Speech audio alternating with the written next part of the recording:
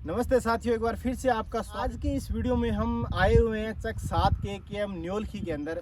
और यहाँ पे मेरे साथ दो किसान भाई, युवा किसान हैं। और इन किसान भाइयों ने थोड़ा सा हटके काम किया है, क्योंकि जो सरसों का जो तूड़ा होता है ना, इसका इस बार है वो हमेशा की अपेक्षा थोड़ा सा भाव है वो ज़्यादा मिल रहा है। तो इस लालच में क्या है कि किसान खरपतवार होता है ना नरमे की बिजाई के दौरान, यह सरसों का जो नीरा जो तूड़ा जिसे बोलते हैं, इसको छिड़कने से खरपतवार में भी कमी देखी गई है। क्योंकि ये मैंने खुद ने मेरे खेत में भी आजमाया है। तो आज ये जो दो किसान साथी है, जो दोनों भाई, इन्होंने अपने खेत में, जो कि यहाँ न्योलखी का ये खेत है 7 के अमचक में, तो हम इनसे जानेंगे कि आखिर ये जो नीरे का जो इनका अनुभव है, ये जो नीरा जो कह सकते हैं, जो सरसों का जो पड़ू बोलते हैं, जो तूड़ा बोलते हैं, ये जो छिड़कते हैं वो कितना छिड़कते हैं और इनका जो उपज है वो कितना हुआ, और इसको छिड़कने से अभी क्या फ़ायदा होगा, क्या बीजान करेंगे, सब कुछ हम इनसे जानेंगे।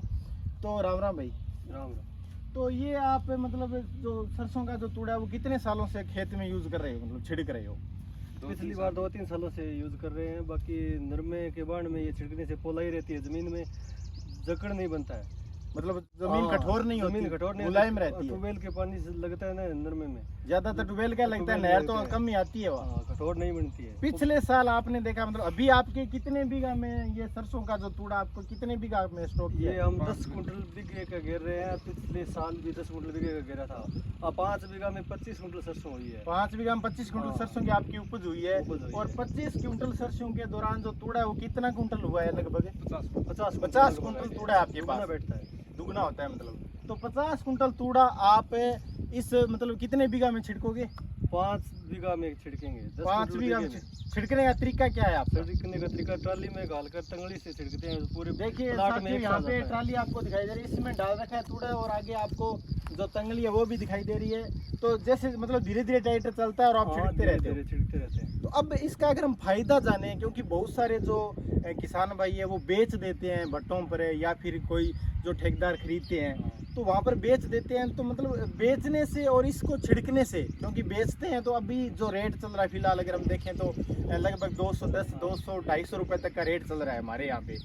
तो इसको बेचने से मतलब 50 कुंटल अगर आप बेच देते तो मान लीजिए लगभग कितने रुपए? 50 कुंटल लगे क्या है, 10,000 रुपये हुए। अगर आप 5 बीघा में इसका छिड़काव कर रहे हो तो जो 10,000 रुपये आप मतलब इकट्ठे ले सकते थे, और अभी ये जो नुकसान होगा आपको 10,000 का, तो इसका इस भूमि में क्या फायदा हो सकता है? मतलब जमीन में ये छिड़क रहे हो तो आगे आप क्या बीजना चाहोगे, उसमें क्या फायदा दिखाई देगा आपको? आगे हम इसमें नरमा बीजेंगे। नरमा बीजने का बांध का अलग तरीका रहेगा, इसमें पोलाई रहेगी। एक तो बुलाई रहेगी, दूसरा और क्या बेनिफिट हो सकता है? उपज भी बढ़ेगी इसमें से। अच्छा। अब 200 रुपए के लोग लालच में घेर देते हैं, 200 रुपए से क्या बनता है? और साथ में 1 कुंटल नरमा बच गया तो 200 रुपए क्या याद रखते हैं? बिल्कुल सही बात है किसान भाई की। अगर 5 बीघा के अंदर 1 क्विंटल नरमे की उपज भी अगर ज्यादा हो गई ना, तो इसका मतलब लगभग 8-10 हजार का भाव रहता है। तो 1 क्विंटल 5 बीघा में उपज बढ़ाना ये कोई ज्यादा मुश्किल काम नहीं है, आसानी से ये काम हो जाएगा। और साथ ही साथ ये जो अपशिष्ट है ना, ये बहुत काम करेगा, क्योंकि ये सड़ गल जाएगा जैसे जैसे पानी लगेगा वैसे वैसे बचेगा। ये प्लाट में बहुत काम करेगा। बिल्कुल बिल्कुल। और ये मतलब खाद का रूप ले लेगा, ये सड़गल के खाद का रूप ले लेगा। तो ये बहुत ही अच्छी पहल करी है भाई ने, क्योंकि बहुत सारे लोग छिड़कते भी हैं, लेकिन थोड़ा बहुत क्या होता है कि किसान भाई लालच में भी आ जाते। पिछले साल तो जो भाव था इसका हमारे यहाँ पे 100-125 रुपये प्रति क्विंटल जा रहा था, तो लोगों ने छिड़काव भी किया, तो इसका फायदा भी मिला है। इस बार अगर देखें तो गेहूं की फसल भी अच्छी है और जौ की फसल भी अच्छी है, तो ये फायदा है। और साथ ही साथ ये और क्या मतलब हम ये मतलब भूमि में और क्या फायदे हो सकते हैं? नमी रखता है, नमी रहती है, और साथ ही साथ में बढ़ोतरी होती है, उत्पादन में बढ़ोतरी होगी, और ठंडा भी मतलब भूमि को ठंडा रखता है। तो जो खास तौर से अगर हम बात करें तो जो गर्मी का मौसम होता है ना, उस मौसम में नरमे की फसल खास तौर से मतलब उकड़ने का डर रहता है। ये बात है भाई, पौधे सड़गल जाते हैं, जड़ें खराब हो जाती है, तापमान में कमी लाता है। ये तापमान में कमी लाता है 100%। ये तापमान में कमी लाएगा तो पौधे है वो जल्दी से पानी नहीं मांगेंगे।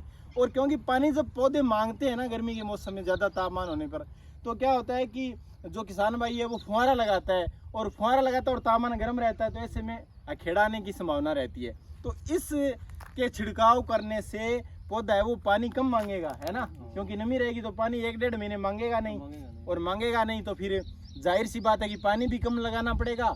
और साथ ही साथ ये जो अपशिष्ट है सरसों का, ये जो एक प्रकार से है कहें ये नए पशु खा सकता है, सिर्फ ये इंडस्ट्रियल एरिया में काम आ सकता है, या फिर जो भट्टे के मालिक है वो इसको यूज़ करते हैं भट्टे में। तो अगर किसान भाई इसको अगर यूज करें और इसको अच्छे से मिट्टी में मिले, अब इसमें आप क्या करोगे, मतलब ये आप छिड़क दिए, यहाँ पे देख सकते हो आप, ये देखिए इधर इधर कैमरा इधर घुमाइए, ये देखिए यहाँ पे छिड़काव लगभग कितना बीघा में कर दिया, 2 बीघों में आ गया, 2 बीघों में छिड़क दिया आपने, 20 क्विंटल छिड़क दिया, 20 क्विंटल छिड़क दिया। बाकी वहाँ पे आप देख सकते हो वो ढेर पड़ा हुआ है, वो देखिए वहाँ पे वो ताऊजी लगे हुए हैं, वो उसको इकट्ठा करके और ट्रॉली में डाल देते हैं और उसके बाद ये इस प्रकार से इसका छिड़काव होता है। तो आई होप इस वीडियो में आपको ये जानने को मिला होगा कि इसका प्रयोग आप खेत में भी कर सकते हो। एक समस्या और देखी गई है कि भाई लोग कहते हैं कि इससे दीमक आती है, ये कहाँ तक सही है, क्योंकि आपने तो यूज किया 2-3 साल। दीमक नहीं आती है इसे, कहने की बात है, थ्रेसर कटने के बाद नहीं, थ्रेसर कटने के बाद नहीं आती है, यानी थ्रेसर कटने के बाद नहीं आती है, पहले मतलब खड़े में आ सकती है, जैसे ये है ना, सकती है, है? खड़े पौधे में आ सकती है, कटने के बाद नहीं आती है। ये भी एक देख सकते हो आप, क्योंकि काफी जो किसान भाई है ना वो इसलिए नहीं डालते, उनके मन में वहम रहता है कि भाई दीमक आ जाएगी तो पौधे नष्ट हो जाएंगे। मैं आपको एक बात और कहना चाहता हूँ, दीमक से ज्यादा नुकसान अगर तापमान ज्यादा रहा ना तो उसका होगा नरमे में, मतलब उससे अखेड़ाएगा, नरमा 60 भी मारेगा, 60 भी मारेगा। लेकिन ये जो दीमक की आप बात करें ना, दीमक आएगी तो उतना नुकसान नहीं करेगा जितना कि ज्यादा गर्मी से पौधे उखड़ जाएंगे, मतलब पौधे 60 मार जाएंगे, वो ज्यादा नुकसान होगा दीमक की अपेक्षा। यही बात है। तो आई हो वीडियो में आपको कुछ सीखने को मिला तो लाइक जरूर कर देना और वीडियो को शेयर भी करना किसान साथियों में, ताकि ज़्यादा से ज़्यादा किसानों को बेनिफिट मिले। और जो किसान नहीं समझ पा रहे हैं कि इससे क्या फ़ायदा होने वाला है, किसान भाइयों ने, दोनों भाइयों ने अच्छे से बता भी दिए। तो जय हिंद,